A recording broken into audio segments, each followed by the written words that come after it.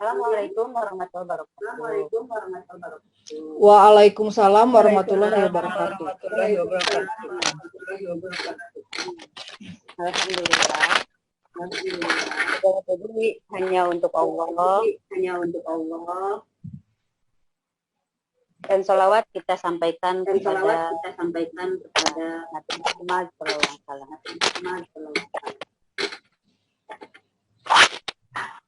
Terima kasih untuk yang sudah hadir dalam kegiatan in-house training.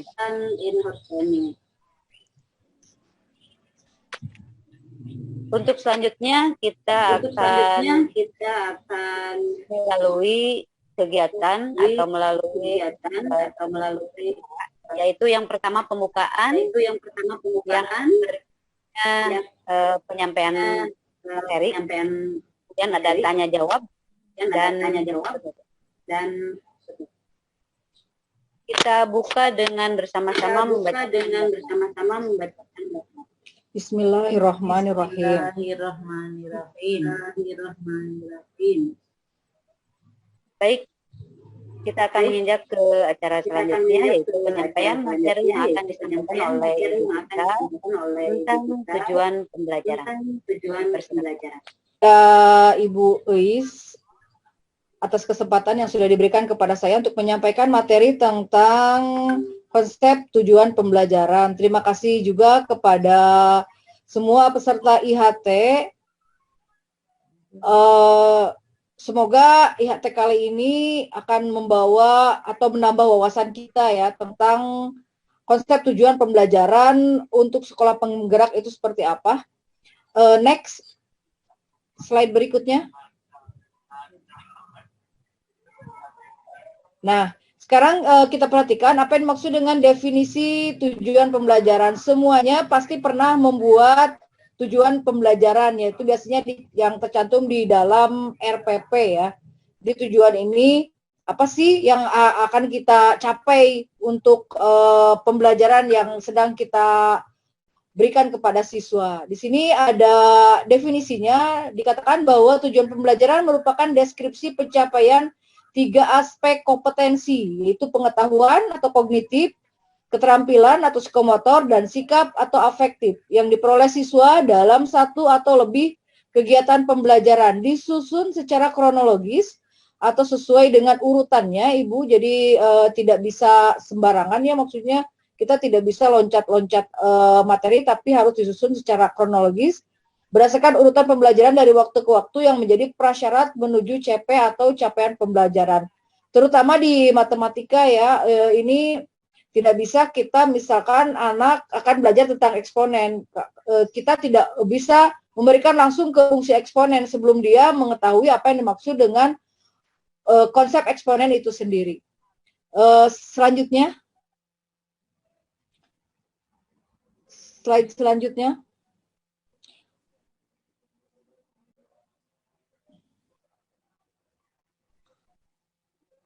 Ya, rumusan tujuan pembelajaran. Nah, di sini rumusan tujuan pembelajaran tidak hanya mencakup tahapan kognitif saja. Di sini tahapan kognitif ini adalah sesuai dengan taksonomi Bloom ya, untuk kata-katanya yang diambil, itu mengingat, memahami, mengaplikasi, menganalisis, mengevaluasi, dan mencipta. Ini untuk kognitifnya. Sementara untuk dimensi pengetahuannya, kita memiliki faktual, konseptual, prosedural, dan metakognitif. Nah, selain kognitif dan psikomotor,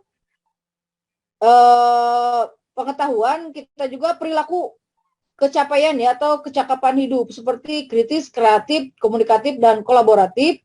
Nah, sekarang ditambah dengan profil pelajar Pancasila yang terdiri dari 6 dimensi, yaitu beriman, berkebinekaan global, bergotong royong, kreatif, bernalar, kritis, dan mandiri. Jadi diharapkan setelah siswa mengalami belajar bersama kita, maka bukan hanya mencapai pengetahuan secara kognitif saja, secara pengetahuan, tetapi juga harus ada dalam afektifnya ya, dan menuju kepada para pelajar tersebut memiliki profil pelajar Pancasila. Selanjutnya, next. Secara operasional, komponen tujuan pembelajaran itu dapat memuat 3 aspek. Yang pertama adalah kompetensi, konten, dan variasi. Sekarang kita perhatikan apa maksudnya kompetensi, konten, dan variasi. Di sini kompetensi adalah kemampuan yang dapat didemonstrasikan oleh siswa atau diaktualisasikan dalam bentuk produk atau kinerja. Jadi abstrak dan konkret. Jadi walaupun misalkan matematika itu kebanyakan pelajarannya adalah abstrak, tetapi para siswa itu harus digiring ke dalam hal konkretnya juga. Dan sebaiknya memang kita belajar dari yang fakta dulu ya. Jadi agar siswa itu misalkan kalau siswa kita memberikan pelajaran apa gitu, dia harus diberikan dulu kontennya. Dan yang terakhir ini adalah variasinya. Jadi variasi itu adalah sebuah keterampilan berpikir apa saja yang perlu dikuasai siswa untuk dapat mencapai tujuan pembelajaran. Penggunaan keterampilan berpikir kreatif, kritis, tingkat tinggi, seperti mengevaluasi, menganalisis, memprediksi, menciptakan, dan lain sebagainya. Jadi ini adalah ketiganya ya, ketiganya itu harus ada di dalam tujuan pembelajaran. Jadi siswa tidak hanya dituntut untuk menguasai kompetensinya saja, atau kontennya saja, atau variasinya saja, tetapi harus holistik ya, ketiga-tiganya ada. Kompetensinya dia harus tahu, kontennya juga dia harus menguasai, dan variasinya juga dia harus bisa gitu ya. Nah, sekarang kita lihat untuk contohnya seperti apa. Next. Nah, konsep tujuan pembelajaran nih yang memuat ketiga aspek yang tadi. Contohnya ini kalau di dalam fisika ya, menjelaskan hukum Newton dengan menggunakan kata-kata sendiri dan menceritakan fenomena dalam keseharian yang menggambarkan hukum Newton. Di sini menjelaskan itu adalah kompetensi, ya, keterampilannya. Jadi dia bisa menjelaskan hukum Newton itu apa. Sementara kontennya atau materi yang sedang dipelajarinya itu adalah hukum Newtonnya. Dan menggunakan kata-kata sendiri itu merupakan keterampilan dia berpikir kreatif, kritis, gitu ya. Jadi dia tidak mengcopy paste definisi hukum Newton itu apa, tapi dia bisa menjelaskan dengan menggunakan kata-kata sendiri. Kemudian menceritakan, nah ini menceritakan termasuk ke dalam kompetensi, menceritakan fenomena dalam keseharian yang menggambarkan tentang hukum Newton. Kemudian contoh yang kedua, ini misalkan merancang solusi untuk menyelesaikan permasalahan dalam bidang konservasi energi. Dalam skala rumah tangga ini masih fisika ya, konservasi energi. Kalau misalkan di dalam matematikanya seperti ini, dia bisa menjelaskan tentang program linier, gitu ya, menggunakan kata-kata sendiri dan mengaplikasikan di dalam kehidupan sehari-hari atau memberikan contoh penggunaan dari materi program linier dalam kehidupan sehari-hari. Jadi ketika dia menjelaskan program linier itu apa, berarti menjelaskannya itu adalah kepada kompetensi. Program liniernya adalah kepada kontennya. Menggunakan kata-kata sendiri berarti dia variasinya. Kemudian dia bisa mencari aplikasinya, itu gabungan antara variasi dengan kompetensi. Mungkin seperti itu konsep tujuan pembelajaran yang dimaksud dalam sekolah penggerak. Silahkan untuk ibu-ibu, jikalau ada yang mau ditanyakan, kita akan sharing satu sama lain. Terima kasih, Bu Is. Ya, baiklah. Sudah disampaikan apa yang pelatihan, yaitu tentang konsep tujuan pembelajaran. Baik, kita memberikan kesempatan untuk yang mau bertanya. Silakan satu detik saja. Yang pertama, siapa? Halo, assalamualaikum. Waalaikumsalam warahmatullahi wabarakatuh. Saya mau bertanya ya Bu ya. Setelah memahami konsep tujuan pembelajaran, yang ingin saya tanyakan adalah bagaimana membuat konten pembelajaran yang baik. Konten pembelajaran yang baik itu caranya bagaimana? Sudah? Ya, itu sudah, aja. Sudah, Bu? Ya. Terima kasih.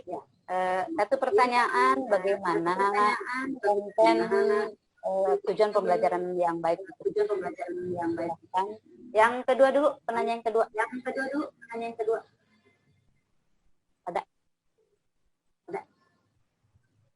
sama Bu Ida boleh bertanya, Bu? Oh iya. Ini bagaimana cara kadang-kadang saya ada kesulitan dalam dalam membuat kalimatnya begitu ya, dalam menentukan kalimatnya. Apakah ada kata-kata khusus, operasional khusus untuk membuat tujuan pembelajaran ini begitu. Kata-kata operasional yang khusus gitu ya.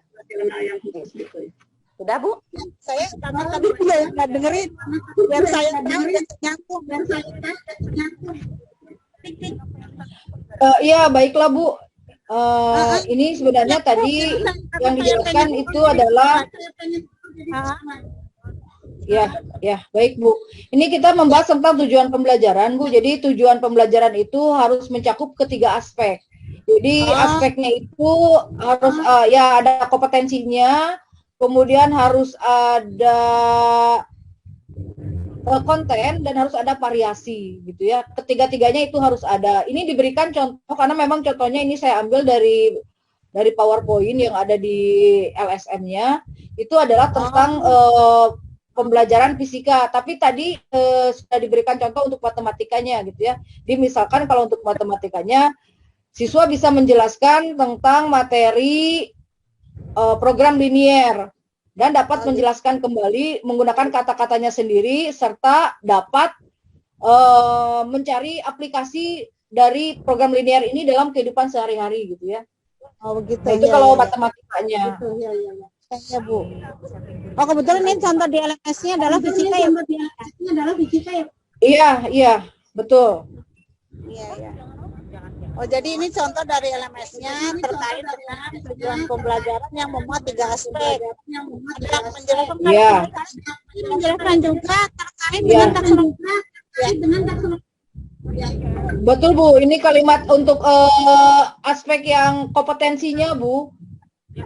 Aspek kompetensinya kan di sini ada menjelaskan atau misalkan mencari, memahami, menganalisa gitu. Untuk yang ininya, untuk yang kompetensinya, kognitifnya. Makanya ini ya, ekonomi hukum dari C1 sampai C6. Kan ini tingkatannya betul Bu. C1 ya, jelaskan ya, C2 saya lupa. Ya, ini di sini tidak disebutkan bahwa harus menjelaskan dulu atau memahami dulu untuk konsep yang di ini ya Bu ya. Untuk konsep yang di profil Pancasila kan kalau yang memang untuk Kurtilas itu kita runut ya, misalkan harus mencari dulu, memahami sampai C1 sampai dengan C6. Kalau di sini saya kurang tahu juga apakah memang harus runut atau tidak, tapi yang pasti untuk materinya harus kronologis, Bu. Oh gitu. Jadi kalau untuk sistematikanya berarti ya belum ada ya? Ya belum ada. Saya belum menemukan juga nih apakah harus dari C1 dulu, runut C1, C2 sampai C6 sampai tingkat analisa gitu ya. Atau ya, bisa biasanya kan kita bergeraknya dari yang dari muda, dan ke sulit. Betul. Iya. Di sini tidak. Ya, apakah misalkan karena misalkan kita menggiring merdeka ya juga harus ada kreasinya Bu. Untuk kreasinya mungkin kalau menggunakan taksonomi Bloom itu kan bisa mengabstraksi ya, menganimasi atau mengatur, memotret, merancang, mengembangkan. Nah kalau di sini bisa menceritakan kembali gitu kan tentang materi yang sudah dia terima seperti itu. Atau di sini dia bisa, nah ini tadi ya, ini merancang atau menyelesaikan permasalahan. Nah ini menggunakan kata-kata sendiri atau misalkan dia berpikir dengan mengatakan dengan kalimat sendiri, berpikir dengan pemikirannya sendiri, seperti itu Bu untuk variasinya. Jadi ini bergeraknya dari kompetensi dulu, baru ke konten, baru ke variasi ya. Jadi kalau misalkan kompetensi misalkan diberikan rancingan, kan diberikan sebuah masalah gitu kan. Setelah itu anak menyelesaikan masalah itu disertai dengan kontennya. Jadi anak yang geraknya bukan dari konten dulu ya, dari kompetensi dulu. Kalau gampangnya ngomongnya, kalau kita ngajar, misalkan kita anak-anak dikasih itu sesuai dengan kemarin yang Pak Sandy katakan bahwa untuk mengetahui kemampuan anak di awal belajar itu kita tes pretest dulu, kita pilih antara yang anak yang mampu dan tidak mampu, kemudian yang tidak mampu kita kasih mungkin ibaratnya materi dari gurunya, sedangkan yang sudah mampu kita kasih ini penguatan. Setelah itu barulah nanti bergerak ke konten, gitu Bu ya. Nah setelah ke konten, baru akan diberikan kemudian. Iya. Yang tadi dulu itu ya sudah pertanyaan pertama dulu. Tentang konten yang baik bagaimana? Iya. Betul. Silakan untuk yang peserta yang dimaksud dengan konten, karena ini kita waktunya sebenarnya 20 menit ya. Jadi ini mungkin harus diedit lagi videonya untuk ditampilkan karena kalau karena maksimalnya 20 menit. Ya, dimintanya kemungkinan harus dikonversi dulu biar nanti bisa masuk mungkin. Jadi sebenarnya untuk tadi konten yang baik itu adalah konten yang materi yang bisa mencakup kebutuhan daripada peserta didik untuk konten. Kemudian juga harus menarik mereka dan tidak monoton ya untuk terutama dalam penyajian materinya ya. Untuk penyajian materinya kita bisa menggunakan berbagai macam aplikasi seperti PowerPoint sendiri, atau kita bisa menggunakan YouTube untuk membantu penjelasan dari kontennya seperti itu. Mungkin silakan Bu Ois, mungkin ada dari peserta yang lain yang bisa menambahkan. Ya, itu dari yang lain barangkali ada yang mau menambahkan. Sama saya Bu, saya sedikit menambahkan mungkin dalam pemilihan konten itu adalah konten yang esensial ya Bu ya. Iya. Ya, betul Bu. Itu sedikit menambahkan saja. Ya. Jadi relevan juga ya, mungkin berkaitan dengan materi yang lain dan kehidupan sehari-hari. Jadi umum gitu ya. Ini yang pertama bisa nanti dikategorikan untuk pengetahuan, pemahaman, aplikasi, analisis, evaluasi, dan kreasi. Jadi kalau di dalam taksonomi Bloom untuk kreasinya itu dia ada di C6 ya. Untuk yang pertama dulu ini ada C1 pengetahuan.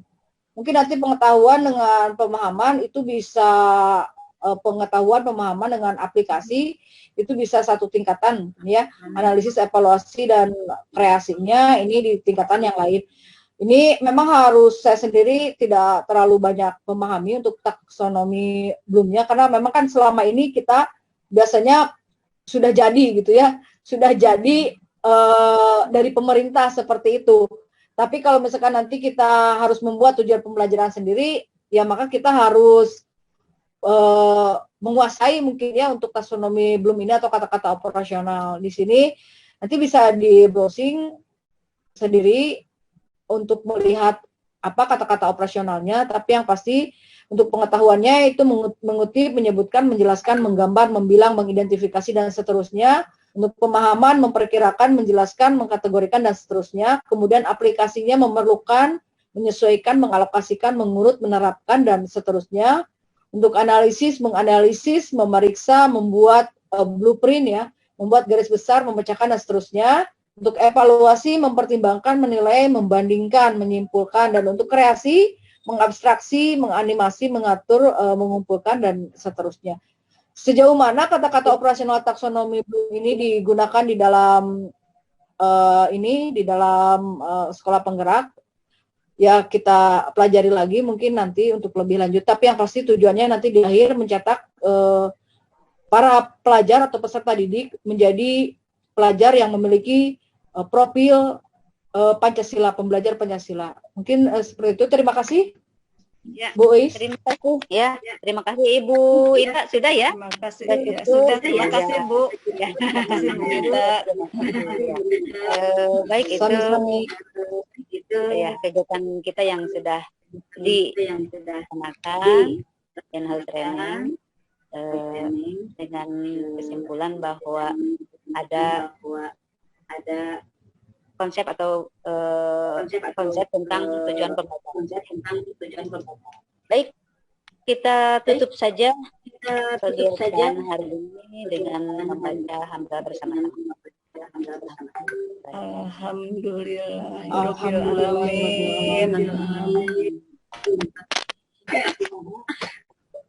Kita